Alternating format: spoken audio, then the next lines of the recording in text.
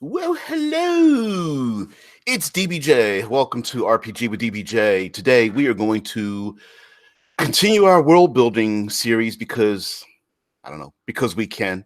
Um and but this time we're going to start with time periods, and initially it was to start talking about technological slash modern histories or time periods, and I said, well, let's go a little bit before that, and let's just talk about time periods in general, and get together and just it basically um, sell each other on why it is that we should even adventure or run games or buy game systems that are in that time period. So I thought I would start with generalized prehistoric role playing setting, genre, theme, whatever you, however you want to call it.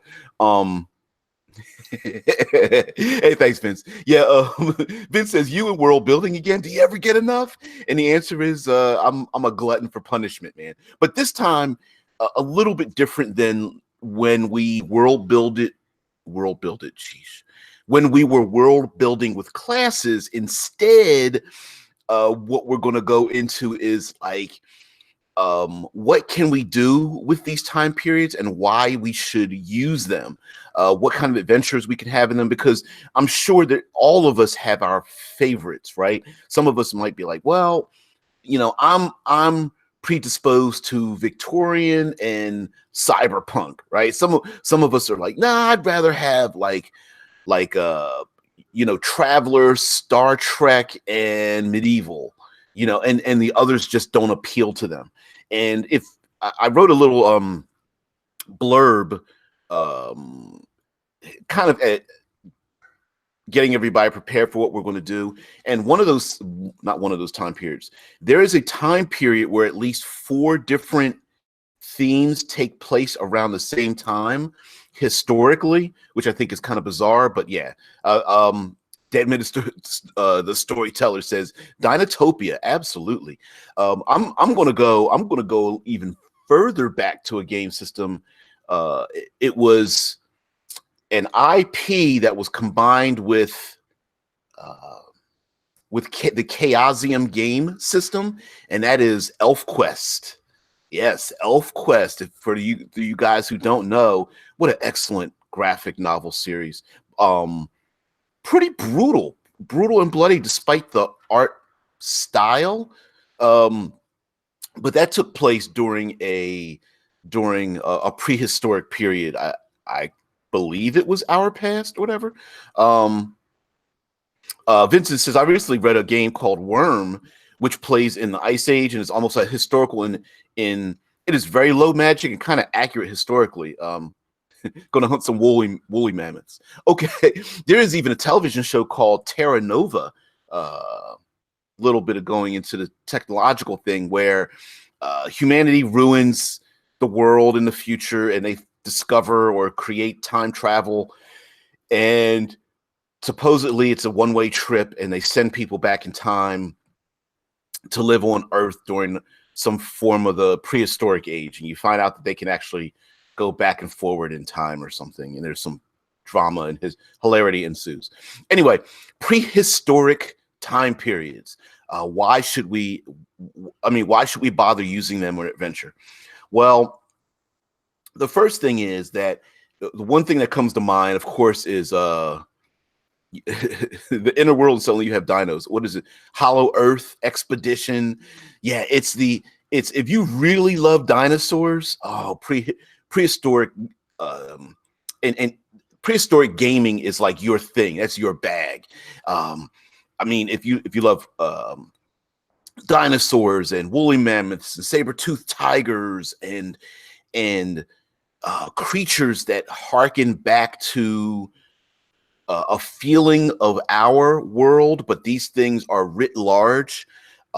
That's really what you want. Even things that make no sense to exist would feel like they're at home in a prehistoric world, like man-eating plants that are 30 feet tall, and giant scorpions and spiders that are 50 feet tall and things like that, like things that are just writ large. Also, let's see. Yeah, Vince says, I mean, if you want to play historically accurate, humans never met dinosaurs, and that's the one issue with all time period gaming is the well actualisms that are going to pop up while you're playing these games. I mean, you're going to have to say, okay, listen, this is the time period we're using. It's not about, you're going to have to explain whether it is or is not about the historical accuracy, because for the most part, if it's going to be historically accurate, you're not going to have very much fun. Especially if you want to introduce things like technology or magic, or play upon conspiracies or rumors, or the mythologies that grew up around those time periods versus the realities of those time periods. There's nothing wrong with historical gaming at all. You just have to, like, you and yourselves, and you get the game master and say, okay, how are we going to do this?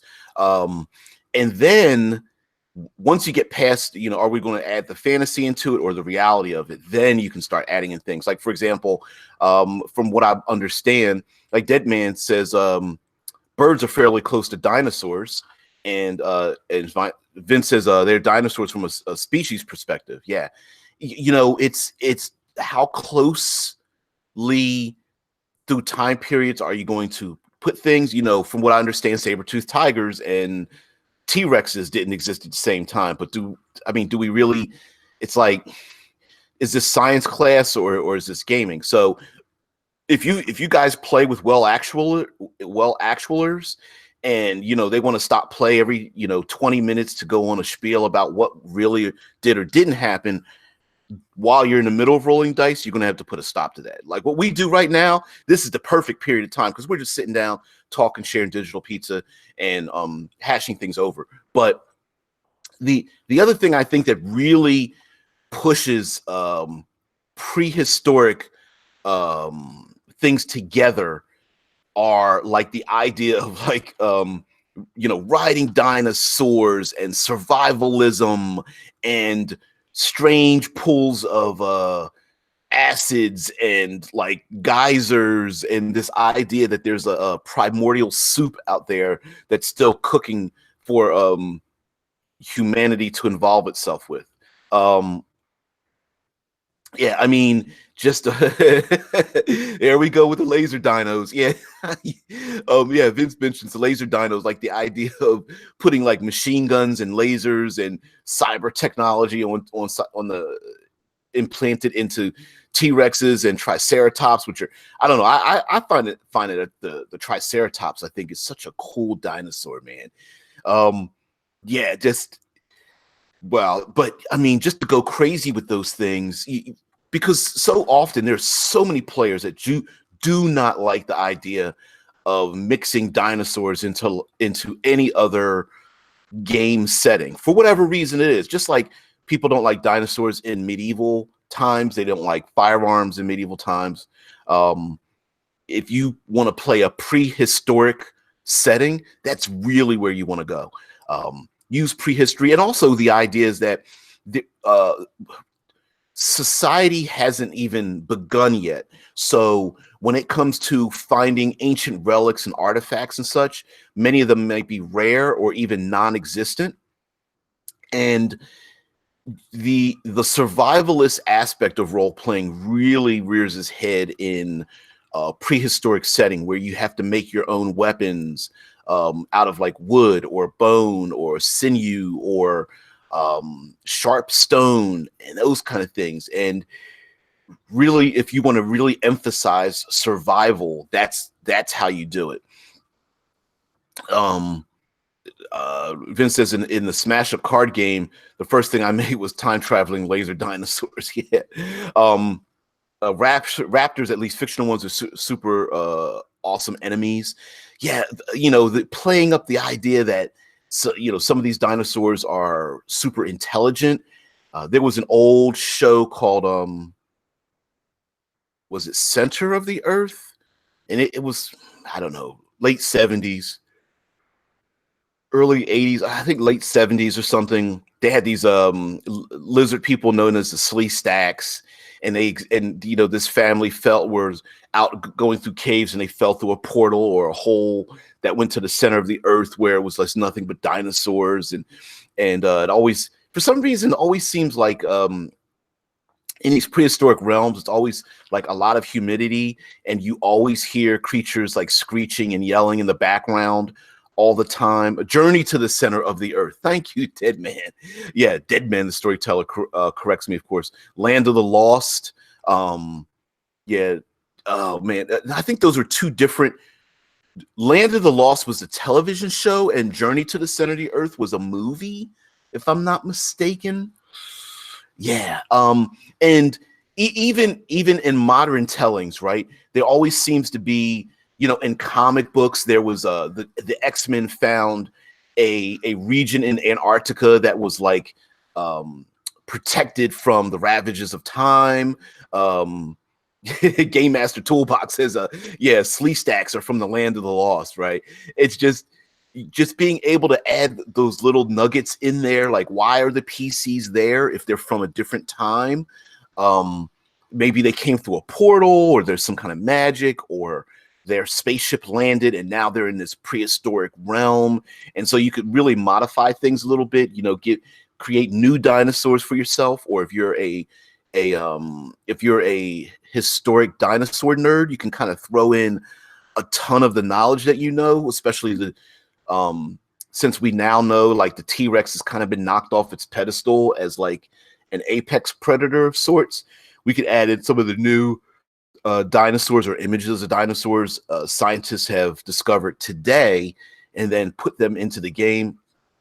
So yeah, for me, I find the survivalist aspect of it to be what I like.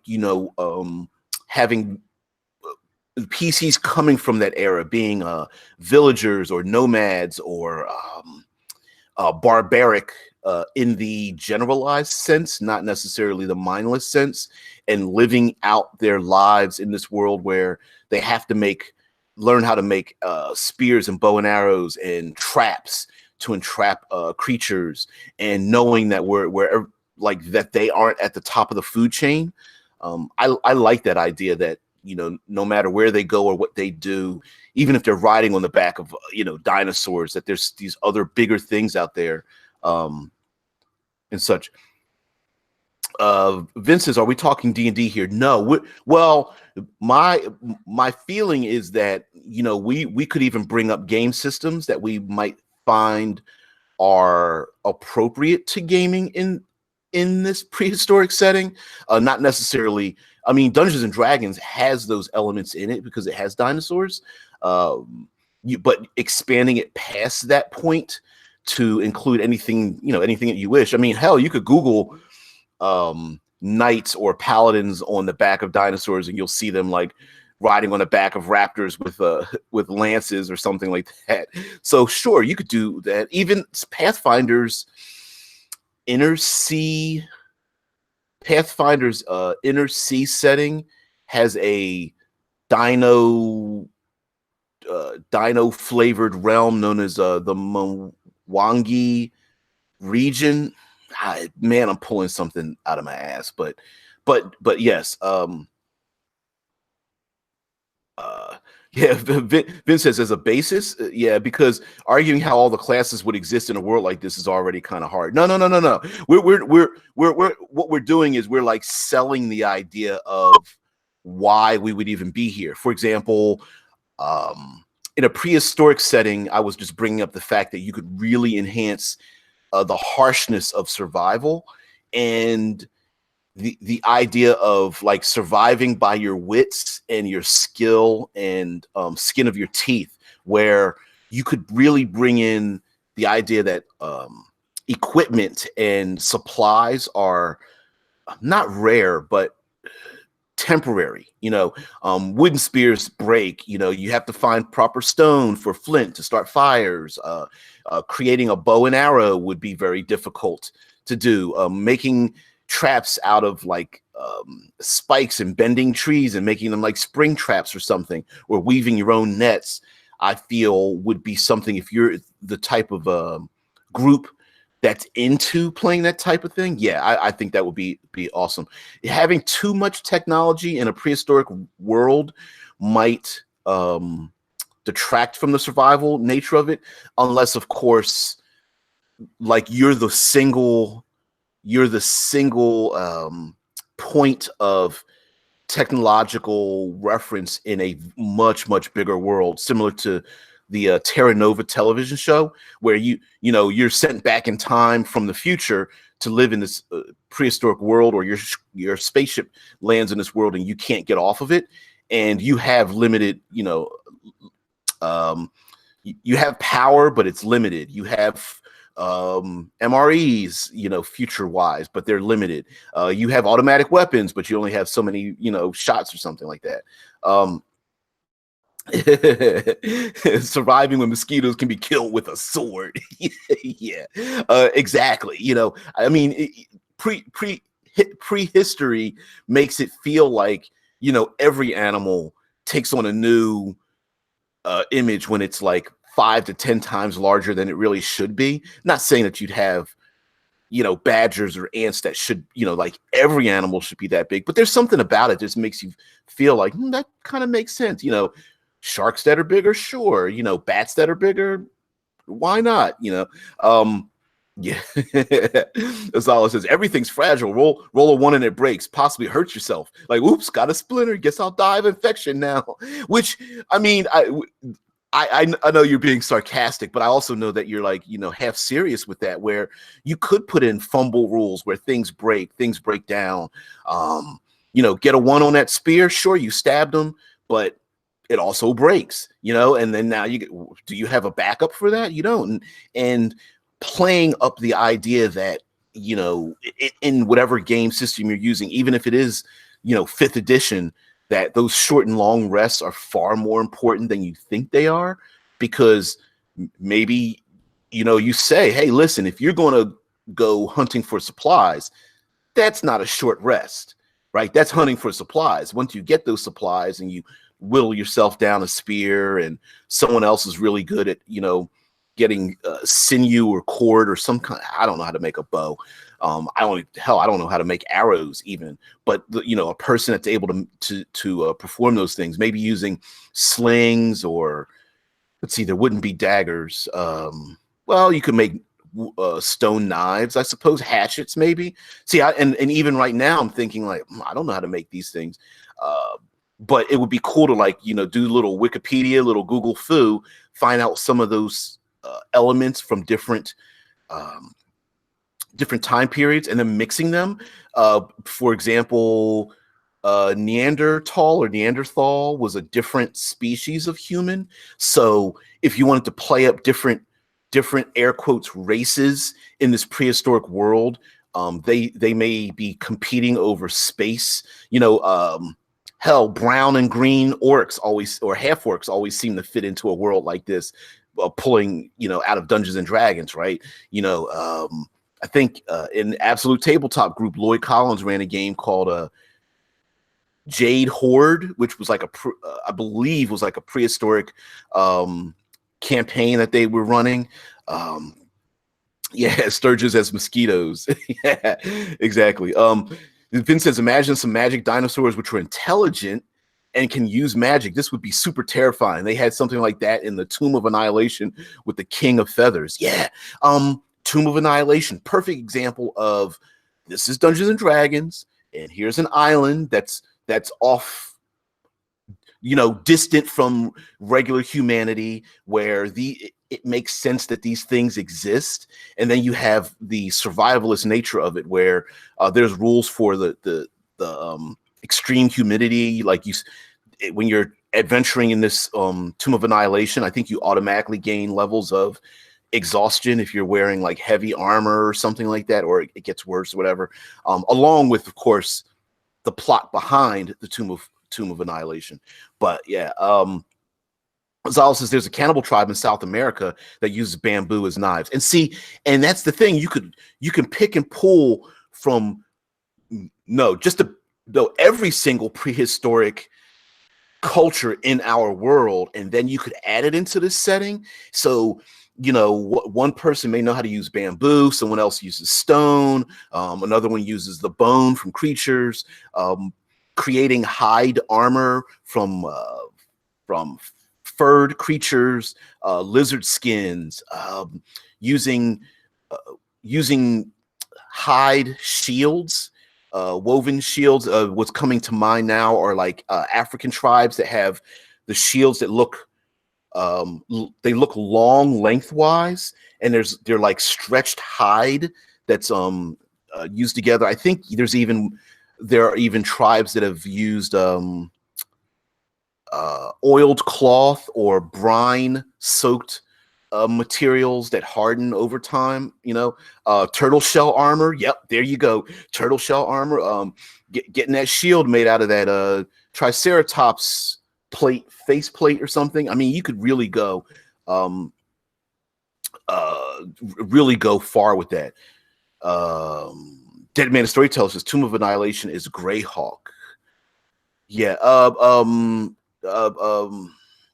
Wow, I know the original Tomb of Horror took place in Greyhawk, literally, and where Tomb of Annihilation took place, I didn't know that. I think it was. I mean, I think they heavily supplied information that it took place in Greyhawk, but of course, it's any island of any game system, you could just be like, oh, that island exists here now, and just put it out there. It takes 3 days to get there, or they sent expeditions out to find this unknown place and never returned. And then, of course, I mean, hell, how many movies have been made about that? Just Journey to a Mysterious Island. What's the gentleman's name? The Man of Bronze. Doc Savage, Man of Bronze. That whole movie stories or whatever is about adventuring into places unknown. Indiana Jones always comes to mind when you think of that as well, as far as like traveling to places unknown and not knowing how to get back. And that's the thing about adding high tech into a prehistoric world, where you land somewhere and you have limited resources. Like, you have very powerful resources, but you might only have 8 days worth of electricity, or you may only have 27 shots in your blaster rifle. You may have power armor, but the power armor is at 76% and going downhill, as you have to set it out into the sun for it to, absorb solar energy or something. Ben says having a raptor pet would be awesome. Yeah. And that's the thing, right?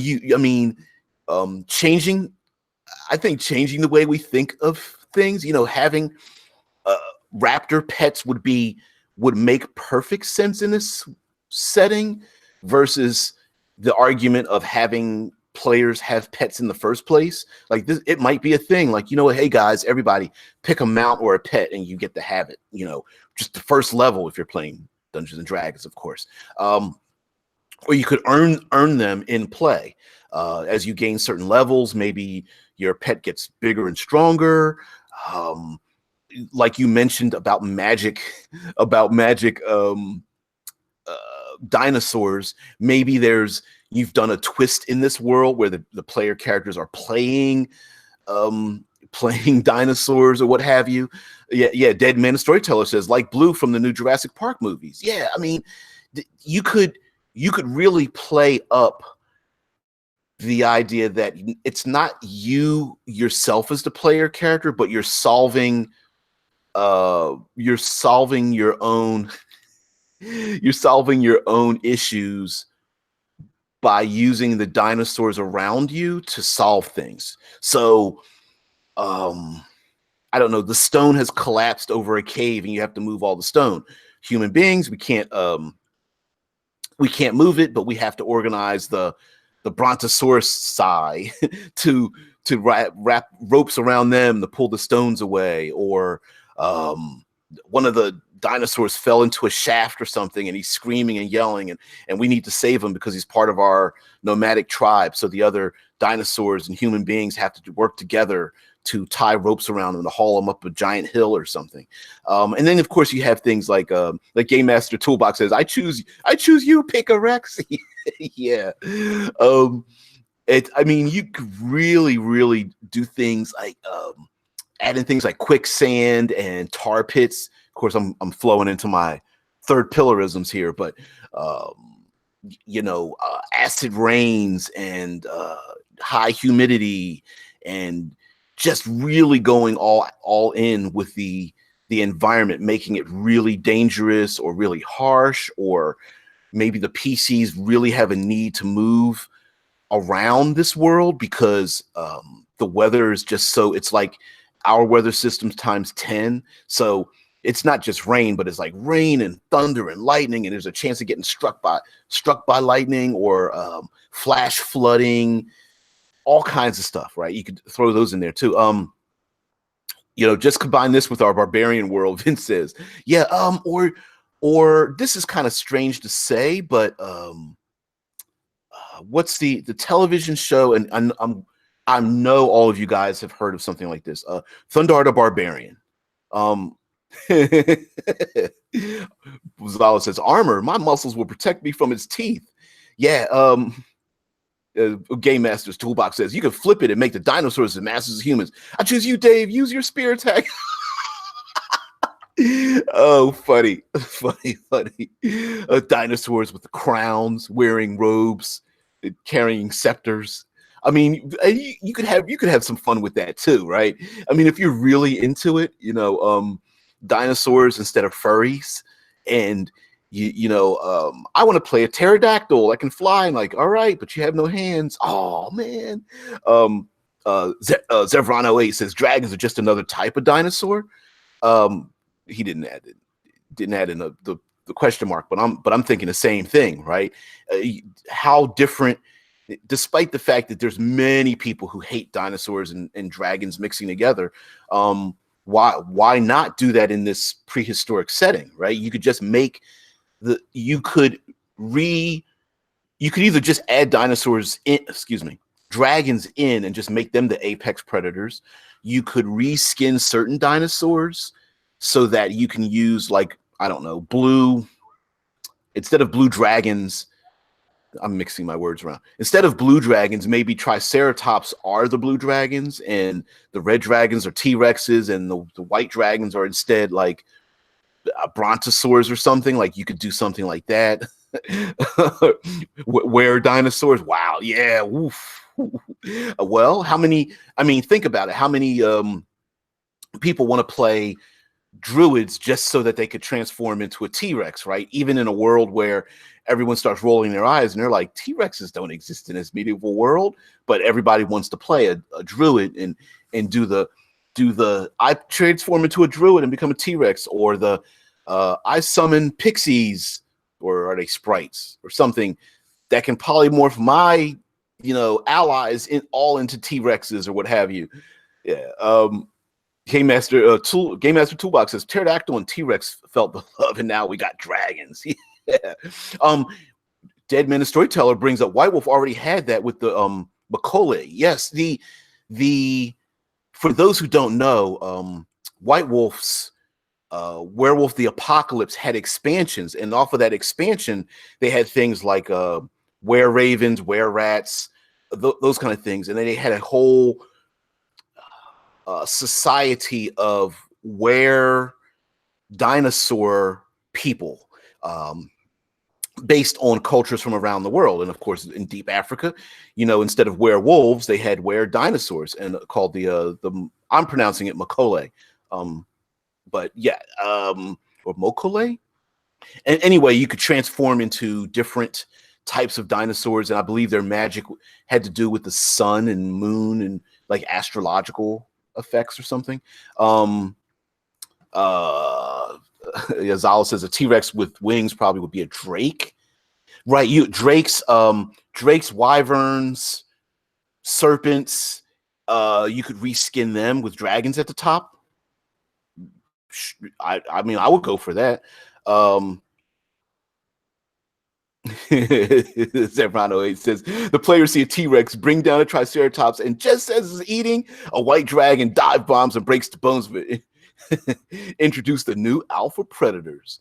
I believe Dead Man the Storyteller kind of corrects me a little bit because they were were-gators. The Macaulay were were-gators. That's right, and their culture kind of went prehistoric, kind of, or not reference. I'm brain farting right now. Vince says this reminds me of the Weird Voyager episode where a specific dinosaur evolved enough to escape Earth before the meteorite strike. Ooh, and you know what? For some reason, that's always the thing that kind of sits in the background, the great meteor strike that wipes out all the dinosaurs. And do any of them still live? Do they survive? Maybe in this setting, there's always the threat that this great meteor might hit, and maybe everyone has to try to escape or run to a specific place in this world that's many thousands of miles away, and traveling thousands of miles is super hard. So the goal might be to get you and all of your allies and herd and tribe to a safe location, maybe in the mountains or on the other side of the world, or it's been predicted that, you know, this meteor strike is about to hit and everyone's running for it. That could be a thing. Maybe history's pre-written. The meteor strike wasn't a meteor strike at all, but it was sent by an intelligent species to wipe them out. Or maybe it didn't wipe them out at all. It was just a spaceship that crashed and the PCs come out of the spaceship. Something like that. Zevran 08 says for players to upgrade armor, they would roll for skinning or tanning hides they hunt, encouraging them to hunt bigger and badder things, but it would just use the stats of, say, chainmail. And see, that's exactly how I would do it, right? I would just reskin what's already there, and then players could, like, the idea would be to keep track of like the things that they get, whether it's hides or bone, or like you said, tanning and skinning creatures to make their hide armor better, right? So it could be that, you know, killing that saber-toothed tiger upgrades your armor from leather armor to chainmail or something like that, right? But you would just write a different title in there. So plate armor would never be plate, but maybe it's constructed out of, I don't know, what's the wood that's been soaked with minerals. Wow. But it could be made out of bark or something like that. Beast Wars. Transformers, Beast Wars. Why not, right? Why not? I mean, technically, it was a high-tech society that fell to, you know, a prehistoric land, and they, you know, bonded with the at the time the apex creatures that were there. I mean, Tesla Rangers says reskinning takes on a new meaning. Yeah, it can get a little dark right there, right? But I mean, the PCs may have to struggle to take down like a T-Rex and then take from it like the meat and the skin and the bones and the teeth and see what they can scavenge from it, knowing that it's only temporary, only to use it later on. And even with if the PCs are even come from a high-tech world, like the laser rifles only got 3 shots left, and you're like, well, gonna have to use that to skin this creature, and there goes one of our shots as we use the laser rifle to like cut through its skin and cut it up and use it and smoke it and tan it. I don't know how to tan animals. Little Google foo, little Wikipedia foo to find out how to do those things. As Evron 08 said, would wizards have to do all their spells as rituals? That would limit the idea of there being lots of magic, or you could instead reskin the magic as things that they're able to scavenge or find in this world. So there could be fruits that operate as, well, maybe I'm going a different direction, but there could be fruits that operate as potions. There may be astrological signs that are carved into objects that now offer like operate as a magical spell of sorts, right? I mean, if you really wanted to curtail it back, I would say they would have to be rituals, or you couldn't really cast a spell in combat. If you wanted to really bring it down to very, very, very low magic, making magic effective, but not combat effective. Azala says, I feel like this would be a great Ark survival evolved RPG. It's a survival video game. I'm not familiar with that, but hell yeah. I mean, even because the fear is, right, even if you get one of those like aliens, we're all like Green Beret, armed to the teeth kind of people in a prehistoric world. I mean, it always feels like everything is dangerous. There's always poison plants. There's always mudslides. There's always, torrential rain and flash floods. There's always another giant creature around the corner going after yet another giant creature that wants to eat that giant creature. It's like the world of Avatar, right? Giant plants that have nectar that's being fed, with horse-sized sturges feeding off of the nectar, and it's like, wow, man, can we at least find some place safe to sleep? And everyone's like, no.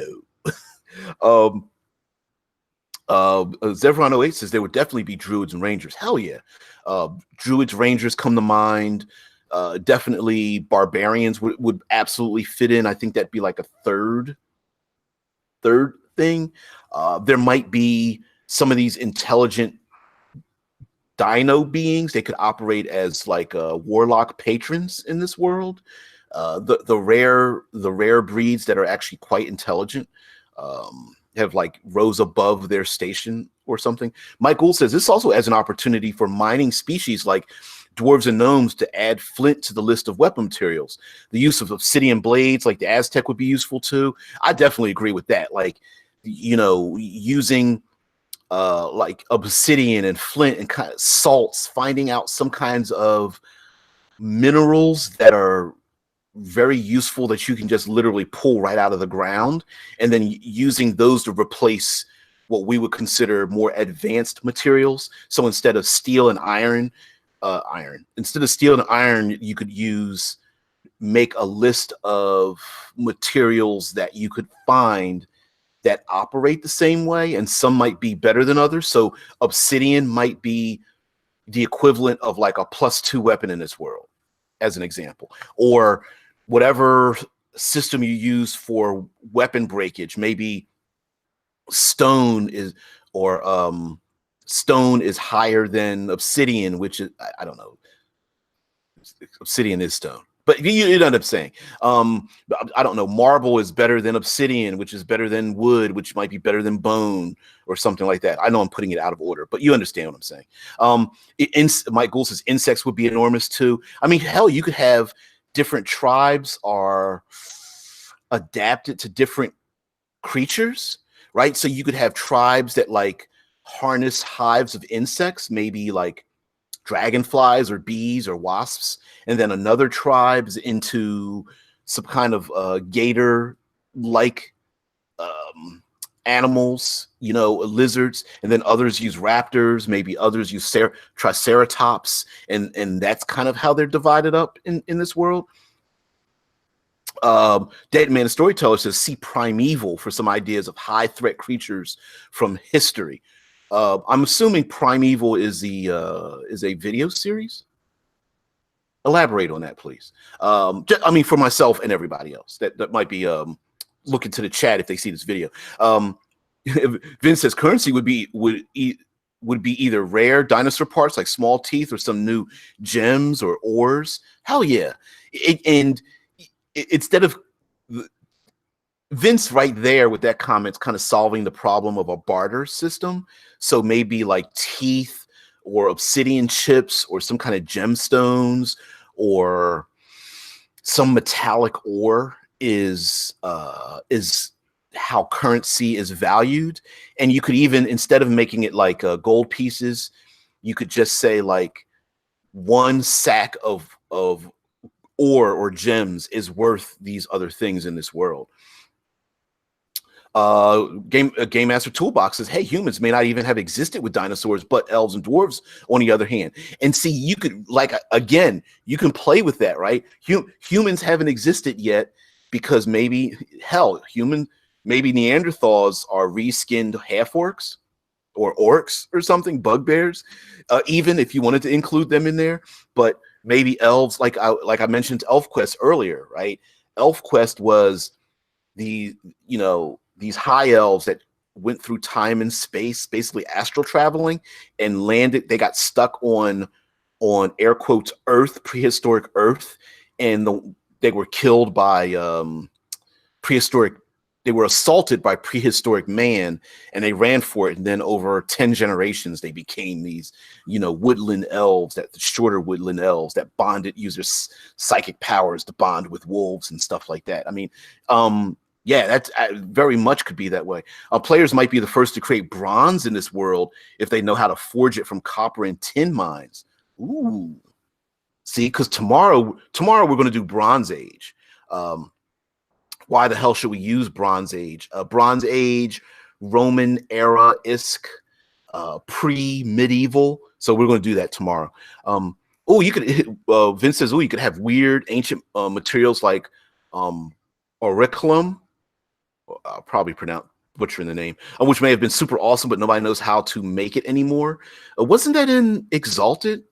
I'm pulling that out of my ass too. That material. Oh, Zevron08 says it was a TV show. Dinosaurs would escape in a modern day via portals. Oh, Primeval. Yeah. Currency might be salt. Without salt, food would spoil. Salt becomes very important.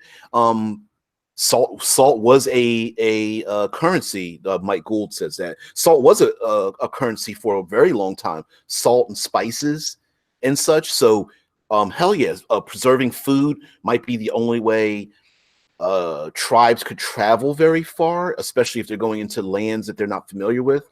Like going from jungles to the Arctic would be really tough on some of these tribes, so they would have to salt and preserve their foods. Zevron 08 says the vast would study and try to send the species back without leaving material that could screw up the time stream, such as bullets and toxins. That's always like those side missions, right? People that go back in time into prehistoric age, trying not to screw things up for the future, and then hilarity ensues when the PCs have to fight the bad guys who always have to bring back like a nuke or some crazy crap like that, mechas or whatever. Hell, you could even do a mecha style game in this world where the dinosaurs are basically have the same stats as mechas, and then the PCs ride around in mechas that may either look like dinosaurs or they could just be humanoid. It doesn't really matter. But that could be the case as well. Zala says, there's no gunpowder here. I'll invent it. And Tesla Ranger says, gunpowder is easy to invent. It's not the gunpowder that's hard to invent. It's the industry around it that's the harder part. Because, there's no factories, and then you'd have to make forges to make firearms if that's what you wanted to do. Although the gunpowder could just be, you could just wrap that up in leaves or something, or empty coconut shells or what have you. But yeah, from auriculum or orichalcum comes from Shadowrun and Earthdawn. I swore there was a material with that same name in Exalted as well. But okay, but I'm wrong. Yeah, Tesla Rangers is easy to reinvent. Exactly. And I mean, why not make that? Why couldn't that be a thing, right? That's, instead of giving out magic items, maybe it's discovering a vein of this material that that someone has dug for or found on the surface or in a hidden cave somewhere, and the PCs are like, oh yeah, we found some stuff that we, sulfur mixed with, I don't know, whatever. Hell, um, even like tar pits and oil might be a thing that the PCs could find to light fires or create explosions or what have you. Of course. Vincent says, or a column is actually an ancient compound material similar to bronze, but with additional materials. It can be very popular, but became obsolete later. And a lot of games is used as a magic material. And right, who's to say that without perfect knowledge that there may be things that don't exist any longer, but do exist in this prehistoric world at this time, whether there's like magic gemstones or some kind of mysterious magical element, or just reskinning natural elements as the so-called magical materials we would normally associate with the game system we're going to use. So obsidian in this world might be a +2 or +3, whereas bone might be like +1 or something, or finding these certain elements would be, you could mix them and make them into potions, or basically just one shot magic items, i.e. the cipher system, right? Ciphers are one shot things, and the PCs trying to travel around to get these items, and then harness them, meaning like skinning, tanning, boiling, cooking, grinding, heating up, leaving out in the sun, like whatever it takes to not just find the materials, but use them for your benefit may be a thing as well. Vincent says, Dead Man the Storyteller says, like Energon from the Beast Wars. Yeah, exactly. Or lapis lazuli, Vincent says, would be super awesome magic material. The only thing that is truly blue. Lapis lazuli and jade and amethyst, those gemstones, what today we think of as being a myth, could be real there. So you could do some Google foo and look up the arcane aspects of gemstones, and then use those what we consider to be fictional could be real then. Amethyst is the gemstone of love, or jade is the gemstone of something, turquoise is the gemstone of mental stability and healing, or what have you. You could just use all those things we have today, along with like how the stars align. I'm not sure how you could do a magic / psionic / power system, but stars and planets aligning may be a thing in this world where certain types of powers are available, combined with certain types of gemstones to get certain types of magical effects. Whew.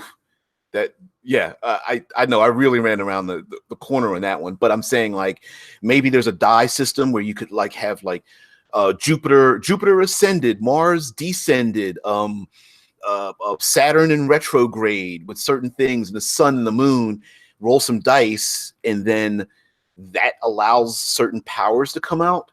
And then the PCs can then harness those powers, and it might be random. Each day may be random, or each the beginning and end of each game system, it may change. Game play, it may change. So 3 weeks later, it's now something different. Mike Gould says pearls might be magic as well. The effort to actually get an oyster without the aid of metal gear, breathing apparatus, it's a huge effort. Gathering pearls would be deadly in a world where Sahuagin ruled the seas. Yeah. Yeah. But see, there's even pearl diver. Like you could really, I could see that, right? Where certain cultures may harness certain things. Like there may be cultures that are able to harness pearls, including their magical abilities, and then use them as currency, as power, or to fuel certain things, and the PCs have to trade for them, or help find them or what have you. Um, I mean, it's like, yeah. Vincent goes on to talk about a couple of bars supposed to be oraculum in 2014 at the Isle of Gela in a sunken ship, not copper tin, but in some parts nickel, lead, iron. And who's to say that in this prehistoric world there isn't lost knowledge? I mean, even today, people talk about how, the ancient Egyptian pyramids were built without the use of high technology, but re could not be redone today with the knowledge we have of using prehistoric materials back in the past. So there may be lost knowledge in this prehistoric world, including, of course, you can put in aliens or some other kind of thing. Maybe some creatures came from different dimension or something. But even so, without even adding that, there might be some lost knowledge of these people just were able to make small forges out in the woods to harness these materials, mix them together, ground them up, made these really great weapons, and then that knowledge was just lost over time. Or when the comet is about to hit and kills everything, when the asteroid slams into the earth, all that stuff is lost. And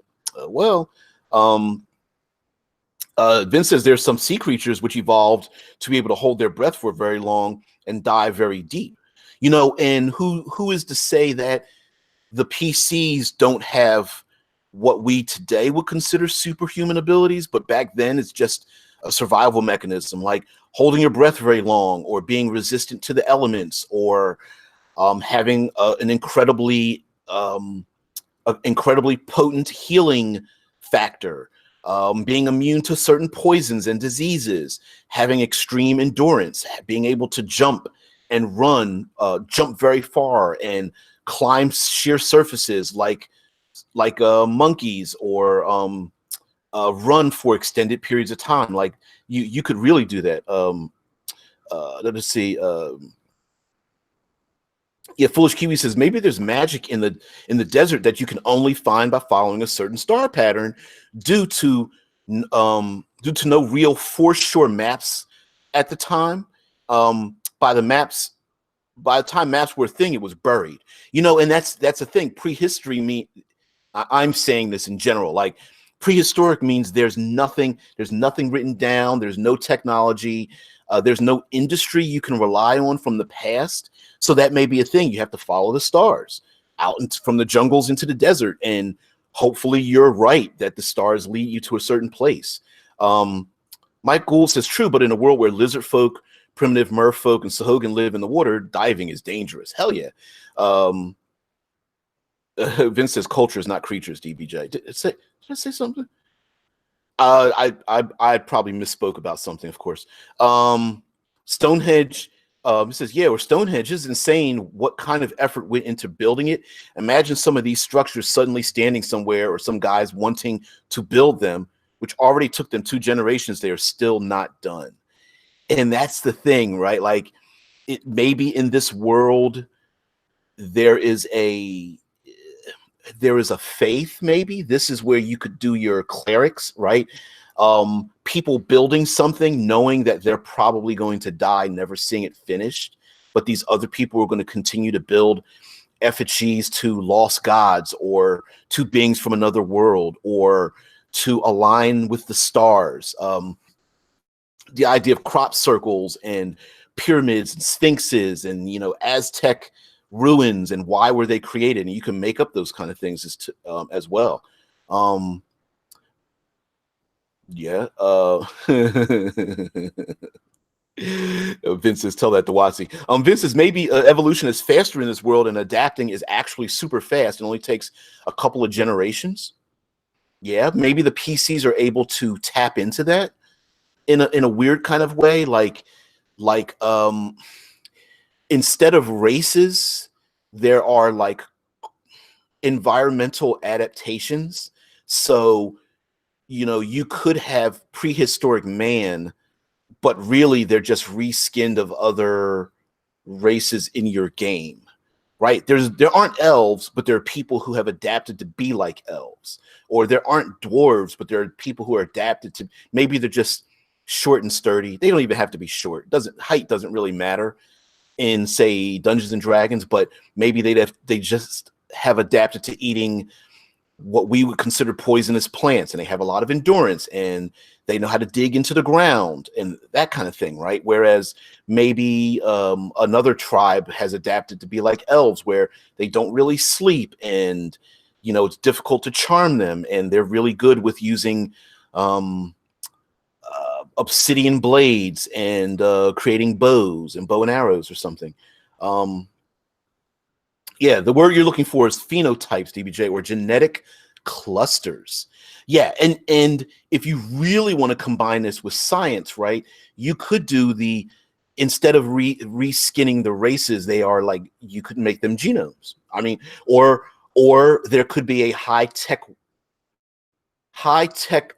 colonists that landed in this world who, in order to survive, had to specifically alter their genetic clusters, their phenotypes, or the world keeps altering their genome. You know what I mean? Like, it could be accidental, or it could be on purpose. Maybe another alien culture came to this world that the PCs are now investigating, and find out that society was seeded with these different types of genetic markers, and the PCs end up encountering them, that kind of thing. Dogs Bollock says, all this talk about crop circles, but what about crop squares? We all seen them all over the place in Wisconsin. I think the aliens ain't particularly when it comes to crop shapes. Yeah, I mean, yeah, why not? And who knows, maybe they don't mean anything. Maybe they mean everything, right? Crop triangles are, a call to some kind of alien thing that's floating in the clouds or sitting on Venus or something. I mean, for a long time, there were stories and books, just like written in the time period of War of the Worlds, where Mars and Venus were inhabited by other cultures, and people believed them, or at least wished to believe in them. So Mercury and Mars and Venus and such could also be prehistoric worlds, or maybe going through the clouds of Venus, becomes a swords and not swords and sorcery, but like swords and lasers kind of world. We've seen those images, right? The Conan-esque, gentleman armed with a sword and a laser blaster, and the scantily clad woman wrapped around his thigh, that kind of thing. Vince says there are pills that change your phenotype permanently. Ooh, nasty. Foolish Kiwi says, maybe you're from a high-tech society going back to retrieve genetic data that was lost in your species and is now causing them to die off. Yeah, so it could be a cultivation, like harvesting lost genetic material, because some kind of weird genetic disease is running rampant, or maybe the people in the future have done something to themselves genetically that's causing their DNA to break down or what have you. And I know I'm brutally mixing scientific terms there, but yeah. Mike Gould says this would be a great world where hill giants and ogres might have actually been more intellectually advanced. Then a cataclysm that killed the dinosaurs set them back. I like that. I like that a lot. No one says that hill giants and ogres and trolls and ettins weren't didn't have a full culture and society of themselves. Hell, even magic. Ooh, wow. Dead Man the Storyteller brings up Evo and the old NES game, where you start out as a fish and have to eat other things to get access to evolutions to get more abilities. I remember that game. Man, that you pulled that out. Vince says Space 1899 is this way. I think Venus is a prehistorical world. Space 1899. Yeah, where you just take a ship, because they believed you could just take a ship and sail through the void of space, or even phlogiston or phlogiston, however you want to pronounce it, was a material people thought about that existed, where you could just sail through it from one place to another. and you could just, you know, grab yourself a laser pistol and a sword and fight orc-like humanoid beings that like to capture women in scantily clad outfits. I mean, that was a thing then. There, Vince says there's also Evola, where you play a special race that can absorb genetic material and evolve instantly by combining this with your race. Zerg also did something like that. And that could be, hell, that could be where you get your class abilities if you want to do D&D, or racial abilities or something, right? Like it could be how you quote unquote level up in this world, that you get this genetic material, especially rangers, druids, barbarians would really fit into this. You know, you're not just a barbarian that rages, but literally you're gaining like genetic material that makes you tougher and faster, that kind of guys. Dogs Bullet says, guys, I'm starting to lucid dream and wondering if any of y'all have the Astral World map, or where I can get one. I don't know if they're Planescape probably has one, but anyway, well,